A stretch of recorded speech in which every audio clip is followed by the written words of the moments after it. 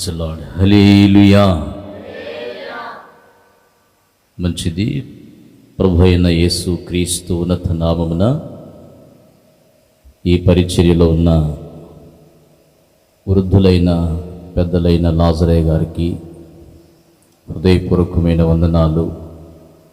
ఈ వేదిక మీద ఉన్న దేవుని దాసులు ఇర్మియా పాస్టర్ గారికి, తన దాసురాలినటువంటి వారికి కూడా హృదయపూర్వకమైన వందనాలు.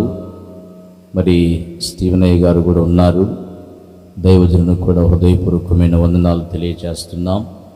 ప్రాముఖ్యంగా ప్రతి మాసం 17వ దినం కుటుంబ ఆశీర్వాద కూడిక నిమిత్తం సిద్ధపడి ప్రయాసపడి సమయం వెచ్చించి ఆసక్తిగా వస్తున్న ఈ నెలలో కూడా వచ్చిన మీకందరికీ నిండు హృదయపూర్వకమైన వందనాలు. దేవుని నామానికి స్తోత్రం కలుగునుగాక. చక్కగా ప్రార్థన చేశారు, పాటలు పాడి ఉన్నాం. సమయములో దేవుని వాక్యాన్ని శ్రద్ధగా ఆలకించుదాం. ఇంచుమించు 6-7 సంవత్సరాల క్రితం ఈ ప్రాంతములో సంఘములో అప్పుడు 17వ తారీఖు సంపూర్ణ రాత్రి ఉపవాస కూడిక జరుగుతున్న సందర్భంలో మరి సేవకులమైన మేము వచ్చాం. మరలా ఇన్ని సంవత్సరాల తర్వాత రావటానికి దేవుడు ఆరోగ్యం ఆయుష్నిచ్చి తన కృపను బట్టి మరలా మీ మధ్యలోనికి రావటానికి ఆయన కృప చూపాడు. అంతా కూడా దేవుని నామానికి మహిమ కలుగునుగాక. పరిశుద్ధ గ్రంథములో నుండి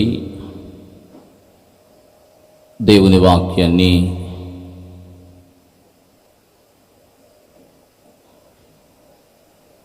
శ్రద్ధగా మనము ధ్యానం చేసుకుందాం.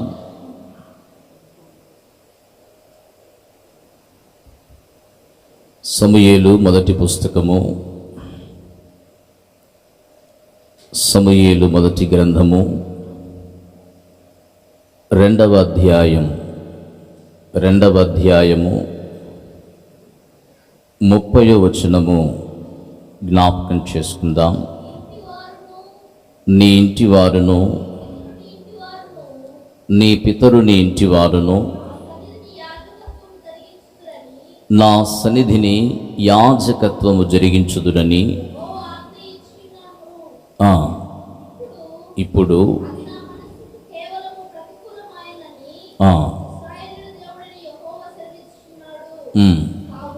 కావున యెహోవా వాక్కు ఏదనగా, ఈ మాట అందరూ చక్కగా మీరు నోట్ చేసుకోవాలి. నన్ను ఘనపరచు వారిని నేను ఘనపరచుదును,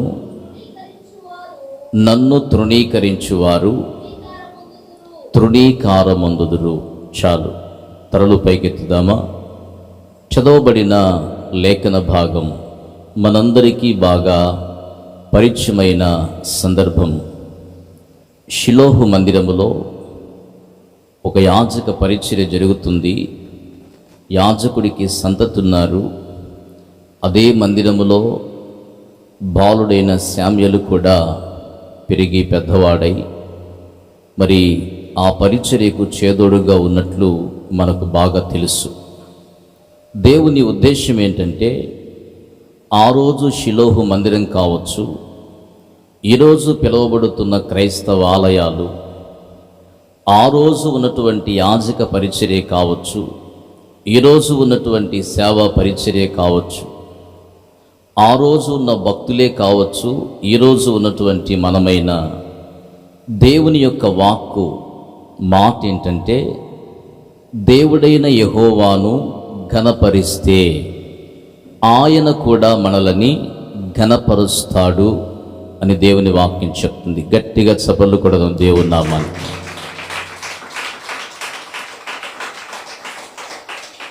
దేవుణ్ణి ఘనపరచడం అంటే ఏంటి? బైబిల్ గ్రంథ ప్రకారం దేవుణ్ణి ఘనపరచటం అంటే ఏంటి? మొదటి మాటగా మనం జ్ఞాపకం చేసుకోవాలి. చాలామంది ఏమనుకుంటున్నారో, ప్రవక్త అయిన యెషయా ద్వారా దేవుడు ఒక ఉన్నతమైనటువంటి మాటని జ్ఞాపకం చేస్తూ ఉన్నాడు. దేవుణ్ణి ఘనపరచటం అంటే ఏంటి? ఎక్కడ ప్రజలు తన దేవుణ్ణి ఘనపరచలేకపోతున్నారు అనేటువంటి మాటని మొదటిగా మనము జ్ఞాపకం చేసుకుంటే, యెషయా గ్రంథం 29వ అధ్యాయం 13వ వచనం. యెషయా గ్రంథం 29వ అధ్యాయం 13వ వచనం. ప్రభువు ఇలాగు సెలవిచ్చుచున్నాడు, ఈ ప్రజలు నోటి మాటతో నా యుద్ధకు వచ్చుచున్నారు, పెదవులతో నన్ను ఘనపరచుచున్నారు గాని తమ హృదయమును నాకు దూరము చేసుకుని ఉన్నారు. వారు నా ఎడల చూపే భయభక్తులు ఎలా ఉన్నాయంటే, మానవుల విధులను బట్టి వారు నేర్చుకునినవి. చాలు, తరలు పైకెత్తుదాం.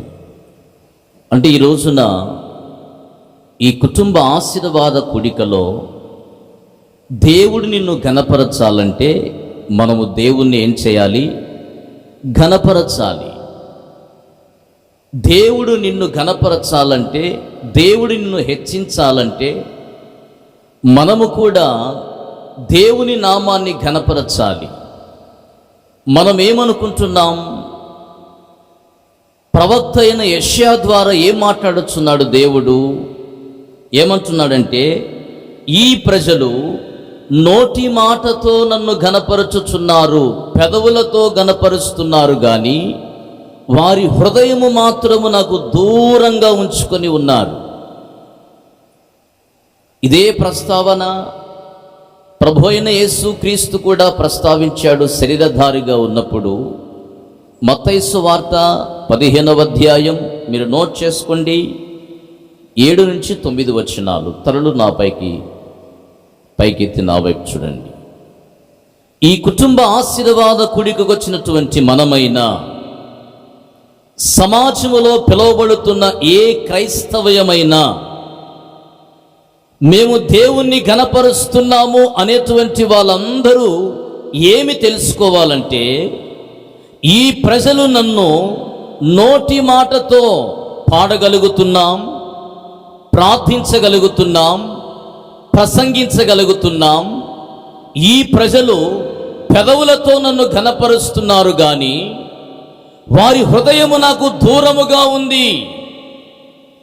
వీరు దేవుని యందలి కలిగిన భయభక్తులు ఏంటంటే, మానవులు విధించిన విధుల ప్రకారం నేర్చుకునేటువంటి ఒక నామకార్థమైనటువంటి భక్తిని కనపరుస్తూ వారు ఏమనుకుంటున్నారంటే, దేవుణ్ణి మేము ఘనపరుస్తున్నాం కదా, దేవుడు మమ్మల్ని ఆశీర్వదించాలి కదా, దేవుడు మమ్మల్ని హెచ్చించాలి కదా, దేవుడు మమ్మల్ని జ్ఞాపకం చేసుకోవాలి కదా.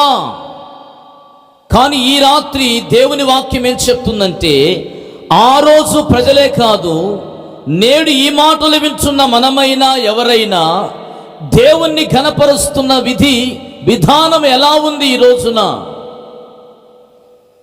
మన హృదయము దేవునికి దూరముగా ఉంది. పెదవులతోనూ నోటి మాటతో మాత్రమే దేవుని ఘనపరుస్తున్నాం.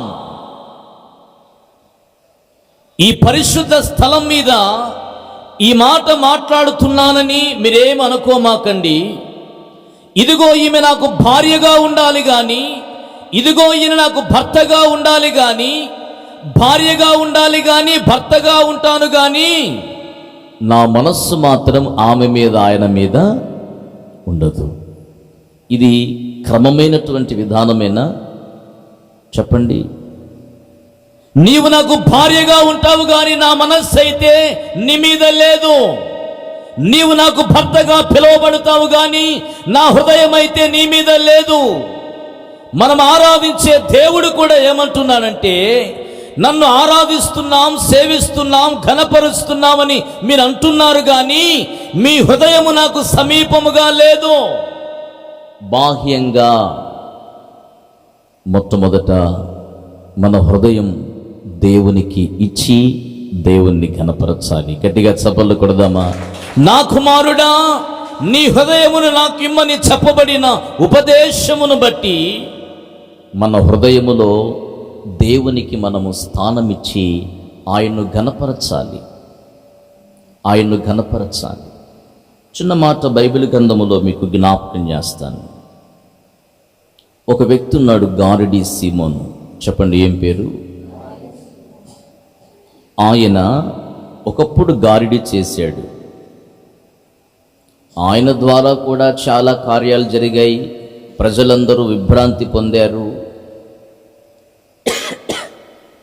కానీ దైవ సంకల్పాన్ని బట్టి గారడీ సీమోను ఫిలిప్పు అనబడేటువంటి దైవజనుని దగ్గర బాప్తీసం తీసుకున్నాడు. రెండవదిగా ఆ ఫిలిప్పు అనబడేటువంటి దైవజనుని ఎడబాయకుండా వెంబడిస్తూ ఉన్నాడు. ఫిలిప్పు ద్వారా దేవుడు జరిగించే కార్యాలన్నిటినీ ప్రత్యక్షంగా తన కనులతో చూస్తున్నాడు. ఒకరోజు ఈ దేవుని కార్యములు జరుగుతున్నటువంటి వీటన్నిటిని చూసి, ఇన్ని గొప్ప కార్యాలు జరుగుతున్నాయి కదా, ఈ కార్యాలు చేయటానికి నేను కూడా జరిగించటానికి నాకు కూడా ఈ పరిశుద్ధాత్మ అనబడేటువంటి వరము నాకు కూడా ఉంటే బాగుంటుందని పేతురు అనబడేటువంటి, యోహాను అనబడేటువంటి వారి దగ్గరికి వెళ్ళి, ఈ పరిశుద్ధాత్మ వరము నాకివ్వండి అని ద్రవ్యపు మూటను వారి దగ్గర పెట్టాడు. శ్రద్ధగా వినాలి. వాళ్ళు ఏమన్నారంటే, దేవుని యొక్క పరిశుద్ధాత్మను ద్రవ్యముతో నీవు కొనగలవా? ఇది ద్రవ్యముతో కొంటే వచ్చేటువంటిది కాదు. నీ హృదయం ఘోర దుష్టత్వములో ఉంది అన్నారు. నా వైపు చూడండి. గారడీ సీమోను ఎవరు? తాను ఒకప్పుడు చేసిన గారడీ, లోక సంబంధమైన దాన్ని మానేశాడు, బాప్టిజం పొందాడు, దైవజనుణ్ణి వెంబడిస్తూ ఉన్నాడు. పాత జీవితాన్ని మానేశాడు, బాప్తిసం పొందాడు, దైవజనుని వెంబడిస్తున్నాడు. కానీ సంఘానికి వస్తున్నాం, దేవుని సేవలో సేవకులకు సహకారులుగా ఉండగలుగుతున్నాం, దేవుని ఆలయములో నిత్యము మనము కనబడుచు ఉన్నాం, వెంబడిస్తున్నాము. కానీ గారడీ సీమోను యొక్క హృదయము ఎలాగున ఘోర దుష్టత్వములో ఉన్నదో అలాగున చాలా మంది హృదయాలట బాహ్యముగా మనము భక్తిని కనపరచగలుగుతున్నాము, కానీ మన ఆంతర్యము దేవునికి దూరముగా ఉంది. మన అంతరంగములో దేవునికి చోటు కాకుండా గారడీ సీమోను యొక్క హృదయమట ఘోర దుష్టత్వముతో నిండి ఉంది. అదేంటండి? పాత జీవితం మానేశాడు, బాప్తిసం పొందాడు, దైవజనుని వెంబడిస్తున్నాడు, కానీ తన హృదయము దేవునికి ఎలా ఉంది? దూరంగా ఉంది. తన హృదయములో ఏమి చోటు చేసుకుందట? ఆ అపోస్తల కార్యాలు 8వ అధ్యాయం 21-22 వచనాలు చదువుదాం. నీ హృదయము దేవుని ఎదుట సరి అయినది కాదు కాబట్టి ఈ కార్యమందు నీకు పాలు పంపులు లేవు. కాబట్టి ఈ నీ చెడుతనమును మానుకొని మారు మనస్సునంది ప్రభువును వేడుకొనుము. ఒకవేళ నీ హృదయ ఆలోచనలు క్షమింపబడవచ్చును, నీవు ఘోర దుష్టత్వములోను దుర్నీతి బంధకాలలోను. చాలు. నాకు చాలా ఆశ్చర్యం వేసింది. ఎవరైనా బాప్తిసం పొందినాయనా, ఫిలిప్పును ఎడబాయకుండా వెంబడిస్తున్నాయనా, కానీ దైవజనులైనటువంటి పేతురు, యోహాను ఏం చెప్తున్నారు? నీ హృదయము దేవుని ఎదుట సరైనదిగా లేదు, నీ హృదయము ఘోర దుష్టత్వముతో ఉంది, ఈ చెడుతనాన్ని మాని. ప్రవక్త అయిన యెషయా ద్వారా దేవుడు పలుకుచున్న మాట, మీరు నన్ను ఘనపరచటం లేదు, ఘనపరుస్తున్నామని అనుకుంటున్నాం, దేవుణ్ణి సేవిస్తున్నాం అనుకుంటున్నాం, క్రైస్తవ్యములో నేను ఉన్నాను అనుకుంటున్నాం. కానీ దేవుడు కోరుకునే ఘనత ఏంటంటే, మొదట మన హృదయములో ఉన్నటువంటి చెడును, దుష్టత్వాన్ని, దుర్నీతిని, పాప సంబంధమైన దానిని ఎప్పుడైతే మనము తీసివేసుకొని ఈ హృదయములోనికి పరిశుద్ధతను, పరిశుద్ధ దేవునికి స్థానం ఇస్తామో, వారు నన్ను ఘనపరచిన వారుగా ఉంటారు. గట్టిగా చప్పట్లు కొడదాం దేవుని నామానికి. మొదట ఈ కుటుంబ ఆశీర్వాద కూడికలో ఎవరైనప్పటికీ కూడా మనమట పెదవులతో కాదు, నోటి మాటతో కాదు, మన హృదయములో దేవునికి స్థానమిచ్చి యెహోవాను ఘనపరచాలి. ఖచ్చితంగా నిన్ను దేవుడు ఘనపరుస్తాడు. చిన్న మాట బైబిల్ గ్రంథములో ఉదాహరణ, షడ్రకు, మేషేకు, అబేద్నెగోలు బబులోను సామ్రాజ్యానికి బానిసలుగా చెరగా కొనిపోబడ్డారు. ఆ బబులోను సామ్రాజ్యములో ఉన్న ప్రజలందరూ బాగా ఈ షడ్రకు, మేషేకు, అబేద్నెగోల్ని అబ్జర్వ్ చేశారు. ఏమని అబ్జర్వ్ చేశారో తెలుసా? వీళ్ళెప్పుడు ప్రార్థన, వాళ్ళ దేవుణ్ణి ఆరాధన చేయటం, స్తుతించటం, ఇవన్నీ కూడా గమనించారు. ఎలాగైనా వీళ్ళ భక్తిని భంగపరచాలి, వీళ్ళను ఆ నిజ దేవునిలో నుండి తీసేయాలి అనుకొని రాజు దగ్గర ఒక క్రొత్త ప్రాసెస్ తీసుకొచ్చారు. ఒక బంగారు ప్రతిమను నిలబెట్టడం. ఆ బంగారు ప్రతిమకు తప్ప దేనికిని, ఏ దేవతకు, ఎవరికిని నమస్కారం చేయకూడదు. చేస్తే దానికే మొరకాలి.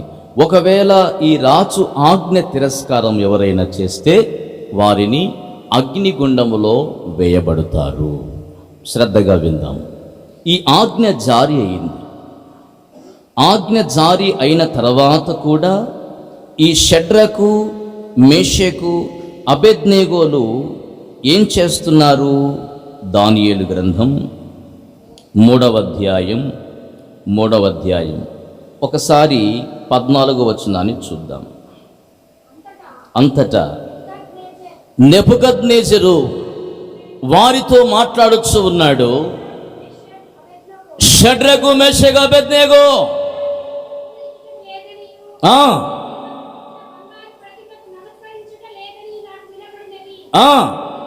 అది నిజమేనా?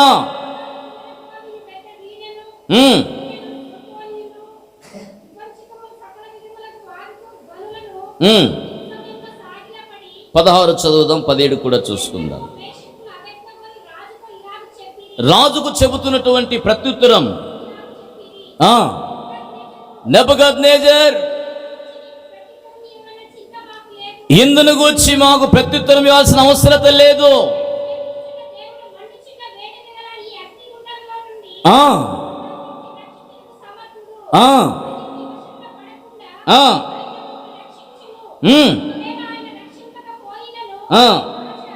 రాజా, నీ దేవతలను మేము పూజింపమనియు, నీవు నిలవబెట్టించిన బంగారు ప్రతిమకు నమస్కరించమనియు తెలుసుకొనుము. గట్టిగా చప్పట్లు కొడదామా? ఎందుకు ఈ రాత్రి షడ్రకు, మేషకు, అబేద్నెగోలను గూర్చి మనము ఈ సందేశ భాగములో జ్ఞాపకం చేసుకుంటున్నామంటే, దేవుణ్ణి ఘనపరచటం అంటే, దేవుణ్ణి సేవించటం అంటే, దేవుని స్థానమును ఎక్కడైనా హెచ్చింపు చేయాలి నీవే. ఒకవేళ దేవుని స్థానములోనికి బంగారు ప్రతిమ నిలవబెట్టినా, రాయితో చేయబడిన దాన్ని నిలవబెట్టినా, ఏ రూపములో నిలవబెట్టినా మేము దానికి నమస్కరించము, మా దేవుణ్ణి మాత్రమే సేవిస్తామని వారు చెప్పి దేవుని నామాన్ని ఘనపరుస్తూ ఉన్నారు. హల్లెలూయా. మీకు తెలుసా, అగ్నిగుండములో మీరు వేయబడతారు తెలుసు. దేవుడు మమ్మల్ని రక్షించినా రక్షింపకపోయినా మేము మాత్రం ఈ ప్రతిమకు నమస్కారము చేయము. మేము ఆరాధించే దేవుడు జీవము కలిగిన దేవుడు కాబట్టి నిర్జీవమైన వాటిని, జీవము లేని వాటిని, మనుష్యులు చేసినటువంటి వాటిని మేము సేవించము. ఇది దేవుణ్ణి ఘనపరిచేటువంటి విధానం. తర్వాత ఏం జరిగిందో తెలుసా? రాజు చెప్తున్నటువంటి మాట చూద్దాం. అదే 3వ అధ్యాయం 28 నుంచి చూద్దాం.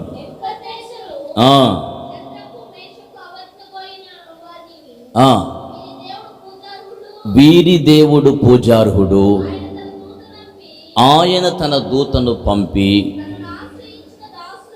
తనను ఆశ్రయించిన దాసులను రక్షించెను.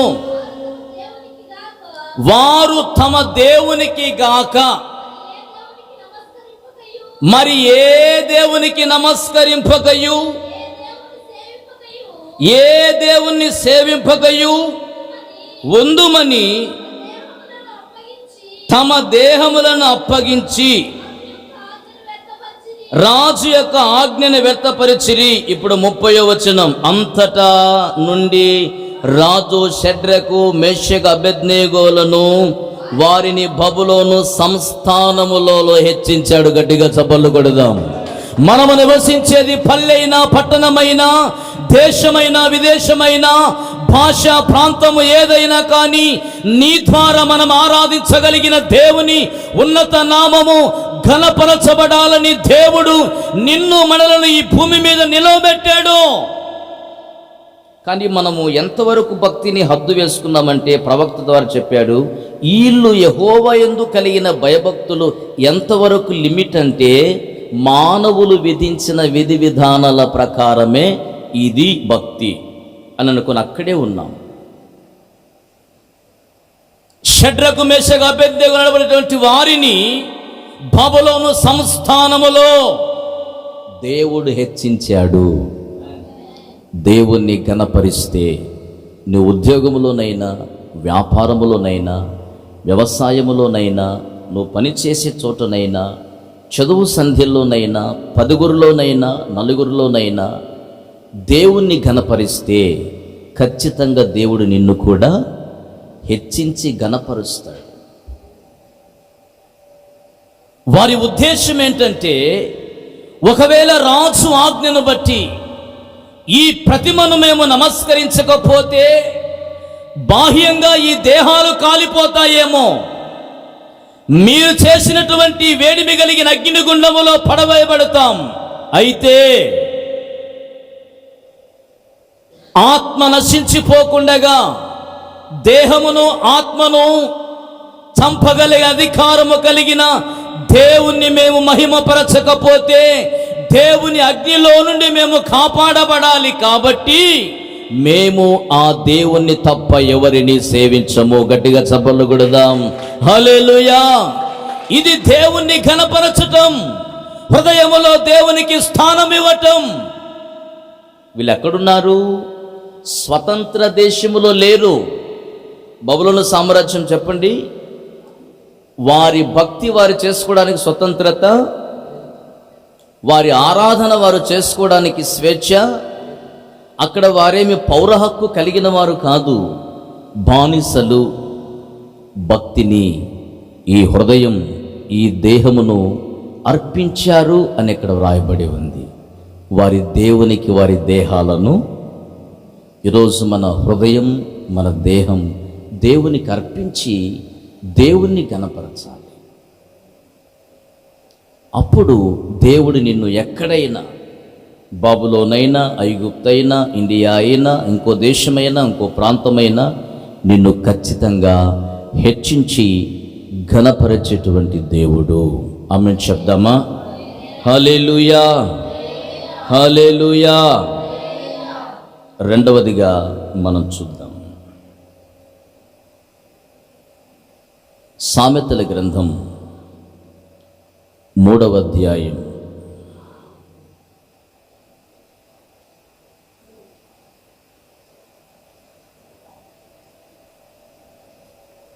9-10 వచనాలు చూద్దాం. నీ రాబడి అంతటిలో ప్రథమ ఫలమును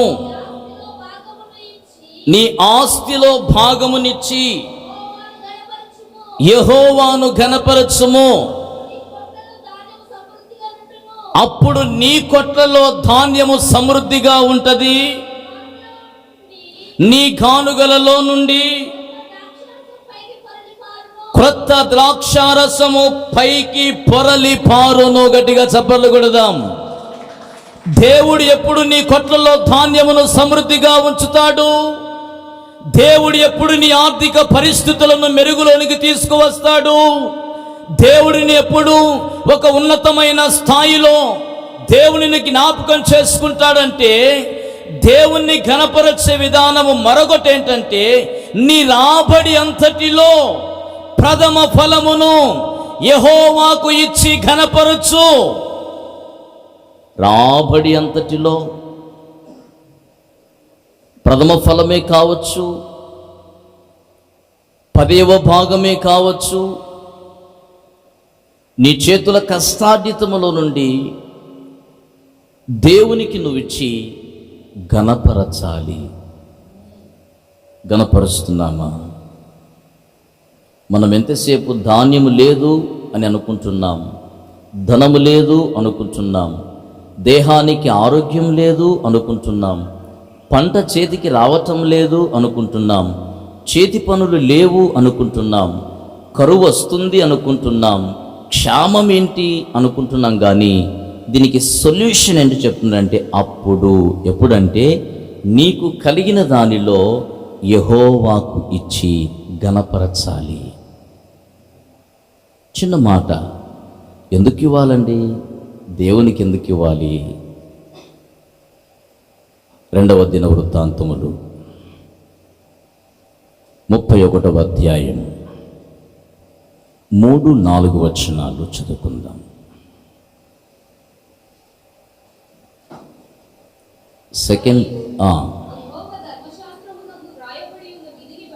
యెహోవా ధర్మశాస్త్రమునందు వ్రాయబడి ఉన్న విధిని బట్టి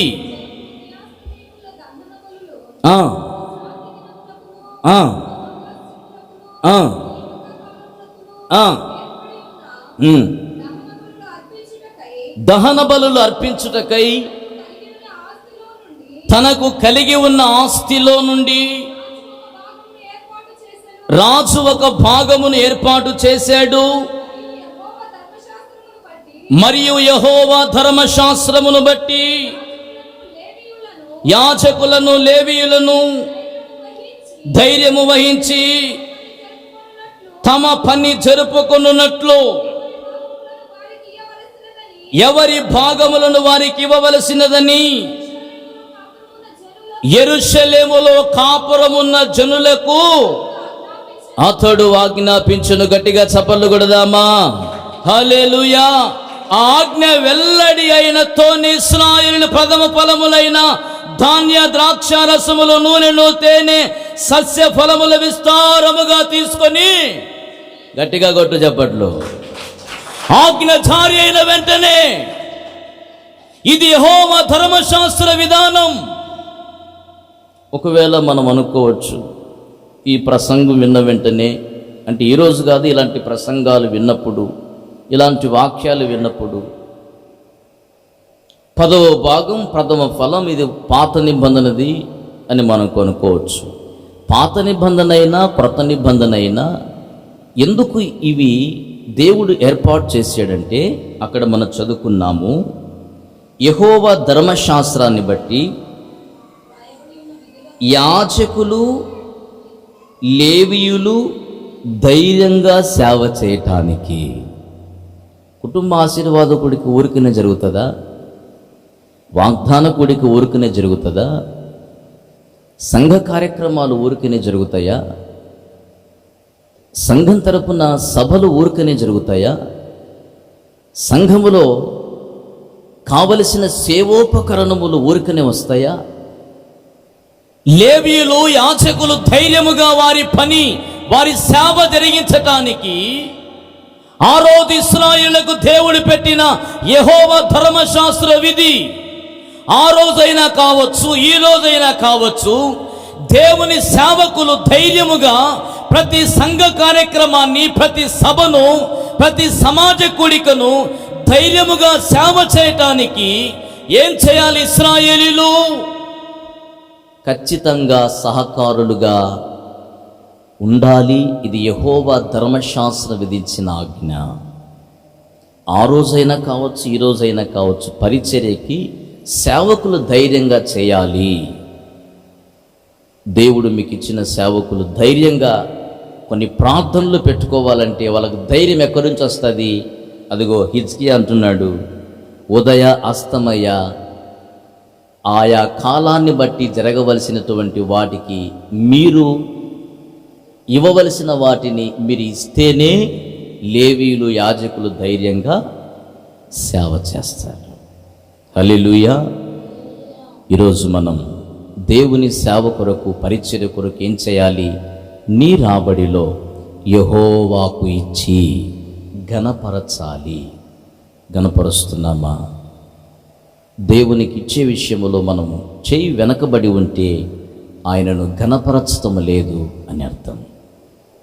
బైబిల్ గ్రంథములో ఒక ఉదాహరణ మీకు జ్ఞాపకం చేస్తూ ఉన్నా. క్రొత్త నిబంధన మొదటి శతాబ్దపు సంఘములో అననీయ సప్పీరాలు ఉన్నారు. ఆ రోజు ఆ సంఘములో వారికంటే ముందుగా పరిచర్య కావచ్చు, సేవ కావచ్చు, మరి దేనికైనా భూములను, వారికి కలిగిన వాటిని అమ్మి దేవుని సేవకు అపోస్తుల పాదాల దగ్గర పెడుతున్నారని వారు కూడా విని తీసుకుని వచ్చి పెట్టారు. అయితే ఆ ఇస్తున్నటువంటి కాలక్రమములో వాళ్ళు వచ్చిన తర్వాత ఆ దేవునికి ఇచ్చే విషయములో వారు ఏం చేశారో తెలుసా? చదువుకుందాం. అపోస్తుల కార్యాలు 5వ అధ్యాయం చదువుకుందాం.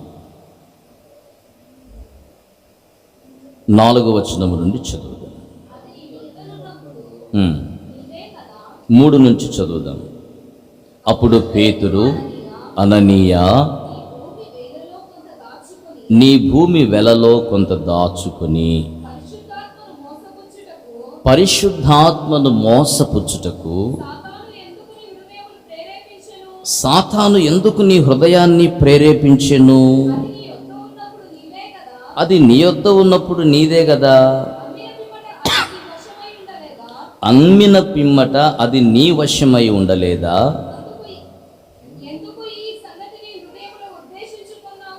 ఎందుకు ఈ విషయాన్ని హృదయములో ఉద్దేశించుకొని ఉన్నావు? నీవు మనుషులతో కాదు, దేవునితోనే అబద్ధమాడితివని చెప్పాను. చాలు, మనకు తెలుసు. తర్వాత ఆయన ప్రాణం విడిచాడు. తర్వాత భార్య వచ్చింది, ఆమె ప్రాణం కూడా. ఎందుకు వాళ్ళు ప్రాణం విడిచారు? దేవునికి ఇచ్చే విషయంలో వారు ఒక అబద్ధపు సాక్ష్యాన్ని పంచుకున్నారు. దేవునికి ఇచ్చే విషయంలో వారు ఏం చేశారంటే, ఘనపరచవలసిన దేవుణ్ణి వారి హృదయములో సాతానుకు చోటిచ్చి, ఎందుకు సాతాను ప్రేరేపించేటట్లుగా మీరు పరిశుద్ధాత్మను విరోధముగా అబద్ధమాడారు? ఈ రోజున దేవునికి ఇచ్చే విషయంలో నీ రాబడి అంతటిలో, నీ చేతుల కష్టాజితములో యాజకులు, లేవీయులు ధైర్యముగా దేవుని పని చేయటానికి సహకరించవలసిన మనం ఏం చేస్తున్నామో తెలుసా?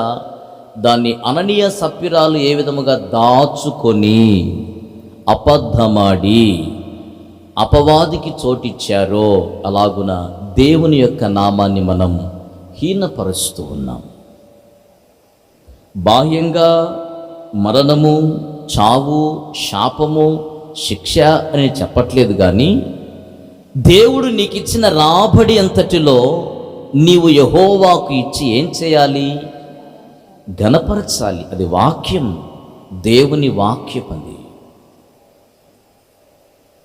ముందు దేవునికి ఇచ్చి నన్ను శోధించండి అని దేవుని వాక్యం చెప్తుంది. ఆ రోజున ప్రథమ ఫలమును ఇవ్వమని చెప్పారు. ఈ రోజున క్రొత్త నిబంధన సంఘములో ఉన్నటువంటి మనను ఆశీర్వదించిన కొలది మనము దేవుని సేవకై పరిచర్యకై సహకారులుగా ఉండాలని దేవుని వాక్యం చెప్తుంది.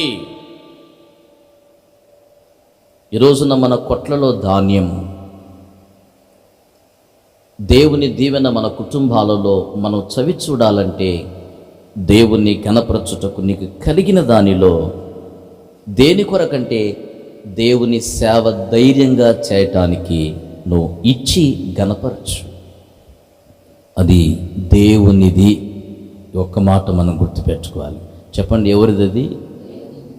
ఆయనకి ఇచ్చి నువ్వు ఘనపరచు. నీ కొట్లలో ధాన్యం ఉంటుంది, దేహానికి ఆరోగ్యం ఉంటుంది. హగ్గయి ప్రవచన గ్రంథములో ఒక మాట రాయబడి ఉంది, వారు విస్తారంగా విత్తితే కొంచెమే పంట వస్తుందట. హగ్గయి గ్రంథం మొదటి అధ్యాయం 6వ వచనం చూద్దాం. మీరు విస్తారముగా విత్తినను మీకు కొంచెమే పండెను, మీరు భోజనము చేస్తూ ఉన్నా ఆకలి తీరటము లేదు, పానము చేయుచున్నా దప్పిక తీరటము లేదు, బట్టలు కప్పుకుంటున్నా చలి ఆగకున్నది, పనివారు కష్టము చేసి జీతము సంపాదించుకొనినను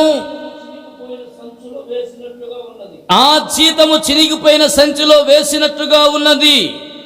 కాగా సైన్యములకు అధిపతి యెహోవా సెలవిచ్చినదేమనగా, మీ ప్రవర్తనను గురించి ఆలోచన చేయండి.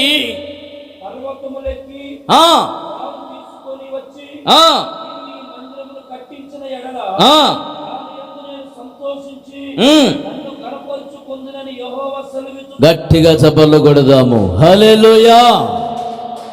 దేవుని మందిరములో సమృద్ధి అయినదిగా కనబడితే నీ కుటుంబములో కూడా సమృద్ధి అయిన ఆహారం కనబడుతుంది. దేవుని మందిరములో కొరతలు తీర్చబడితే నీ కుటుంబములో కూడా కొరతలు తీర్చబడతాయి.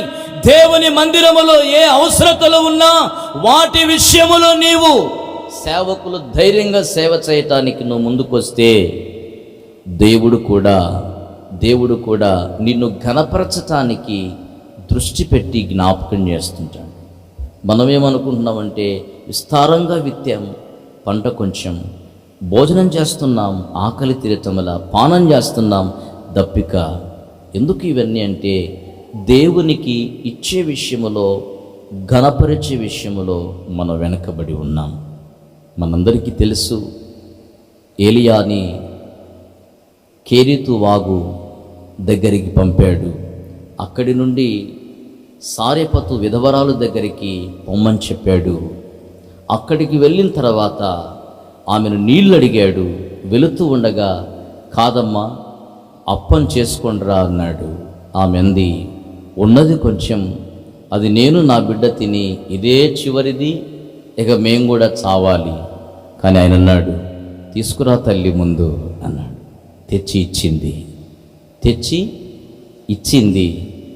3.5 సంవత్సర కాలం అయిపోతాది, ఇక ఈరోజే అనుకున్నటువంటి తన యొక్క తొట్టిలో పిండి అయిపోలేదు. గట్టిగా చప్పట్లు కొడదాం.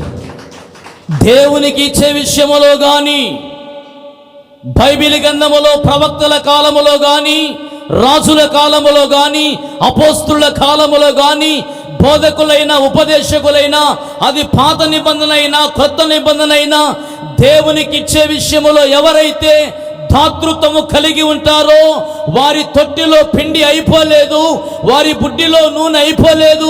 కరువు కాలమంతా దేవుడు సమృద్ధిగానిచ్చి వారిని ఘనపరిచాడు. మనమేం చేస్తున్నాం?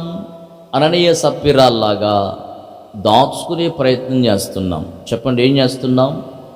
కొందరు దాచుకునే ప్రయత్నం చేస్తున్నారు. ఆయనకిచ్చి ఘనపరచండి. కరువు, క్షామం ఆ సంవత్సరములో కూడా దేవుడు ఆమెను, ఆమె ఇంటి వారిని పోషించాడని దేవుని వాక్యములో రాయబడి ఉంది. కాబట్టి మొదటిది పెదవులతో కాదు, భక్తి జీవితాన్ని మనము హృదయమును దేవునికిచ్చి గణపరచాలి. ఒక షడ్రకు, మేషకు, అబేద్నెగోలాగా దేహమును దేవునికి అర్పించి ఆ ప్రాంతములో కూడా దేవుని సేవించి గణపరిచారు. వారిని హెచ్చించేటట్లుగా చేశాడు. రాబడి అంతటిలో దేవునికిచ్చి మనము గణపరచాలి లేఖనం చెబుతుంది. మూడవ విషయాన్ని మనము జ్ఞాపకం చేసుకుంటే యోహాను సువార్త 5వ అధ్యాయం 23వ వచనం. తండ్రిని గణపరచునట్లుగా అందరూ కుమారుణ్ణి గణపరచవలెనని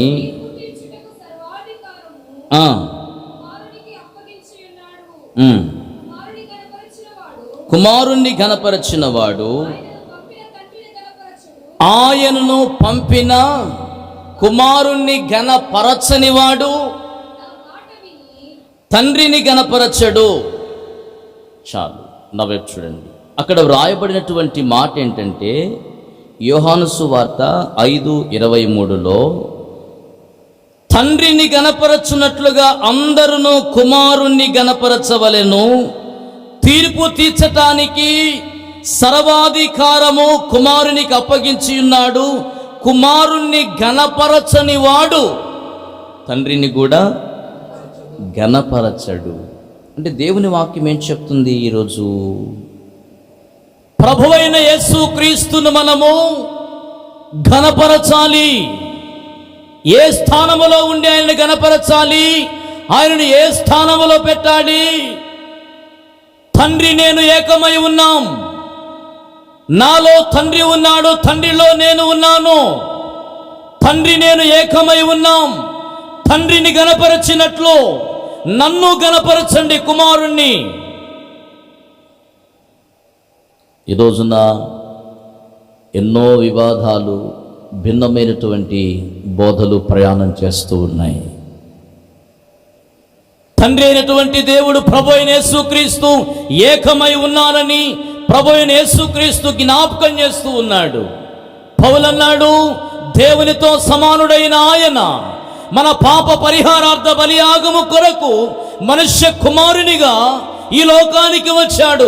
కానీ ఆయన స్థానం దేవునితో సమానుడు, తండ్రితో ఏకమై ఉన్నవాడు, సర్వాధికారము కలిగిన వాడు. గట్టిగా చప్పట్లు కొడదాం. అందుకే తండ్రిని ఘనపరిచినట్లు కుమారుడైన క్రీస్తును కూడా మనం ఏం చేయాలి? ఘనపరచాలి. ఆయన ఇంకొక కోణములో, ఇంకొక స్థానములో, ఇంకొక విధంగా మనం సపరేట్ చేయకూడదు. చెప్తున్నాడు చూడండి, అదే యోహాను సువార్త 8వ అధ్యాయం 49వ వచనములో యేసు నేను దయ్యము పట్టిన వాడును కాను, నా తండ్రిని గణపరచువాడును నన్ను అవమానపరుచుతున్నారు. నేను నా మహిమను వెదగట్లేదు, వెతుకుచు తీర్పు తీర్చుచు ఉండువాడు ఒకడు కలడు. 14:8-11 కూడా చూద్దాం. అట్లాగే యోహాను సువార్త 14:8-11. అప్పుడు ఫిలిప్పు ప్రభువా తండ్రిని మాకు కనపరచుము, మాకంతే చాలును ఆయనతో చెప్పగా యేసు నేను ఉన్నంత కాలం మీ యొద్ద ఉండినను నీవు నన్ను ఎరగవా? నన్ను చూచినవాడు తండ్రిని చూస్తూ ఉన్నాడు. కాబట్టి తండ్రిని నీకు కనపరచమని ఎలా చెబుతున్నావు?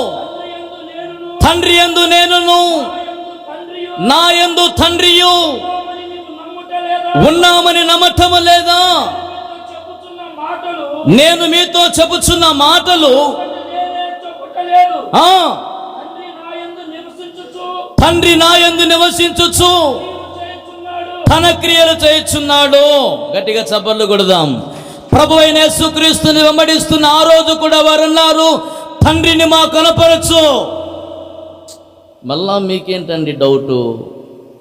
ఇన్ని సంవత్సరాలు మీతో ఉన్నాను, మళ్ళీ తండ్రిని కనపరచమంటున్నారేంది?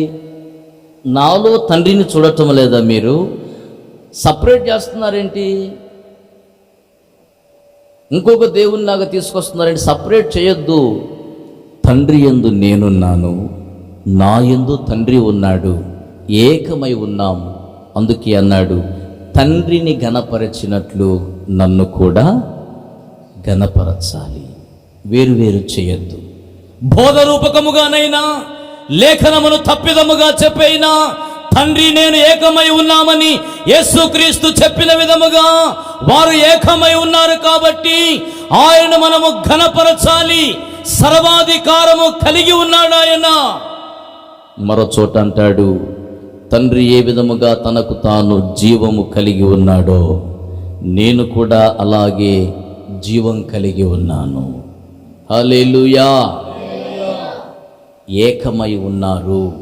మనం ఏం చేయాలి? యేసుక్రీస్తును దేవునితో సమానునిగా మనము చూస్తూ తండ్రిని ఘనపరిచినట్లు ఆయనను కూడా ఘనపరచాలి. దేవుని నామానికి స్తోత్రం కలుగును గాక. మనము ఆయనను ఘనపరచకపోతే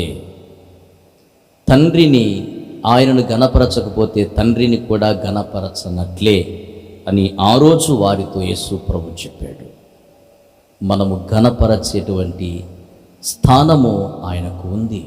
పూజార్హుడు ఆయన, సర్వాధికారము కలిగినటువంటి వాడు ఆయన. దేవుని నామానికి మహిమ కలుగును గాక. ఆమేన్. చివరిగా మరో మాట చూసుకుందాం.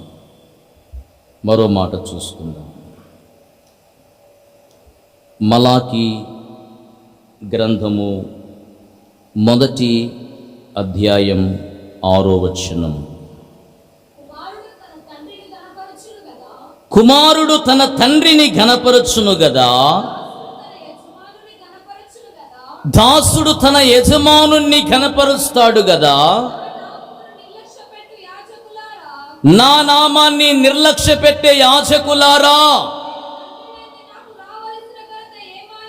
నేను తండ్రినైతే నాకు రావలసిన ఘనత ఏమాయను?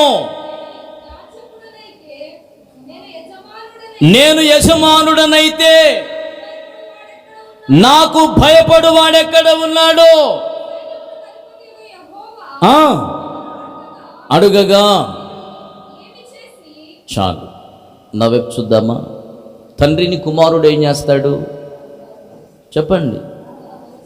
ఇది లోక మర్యాద అయినా ఆత్మీయంగానే తండ్రిని కుమారుడు ఏం చేయాలంటే ఘనపరచాలి. యజమానుని దాసుడు ఏం చేస్తాడు?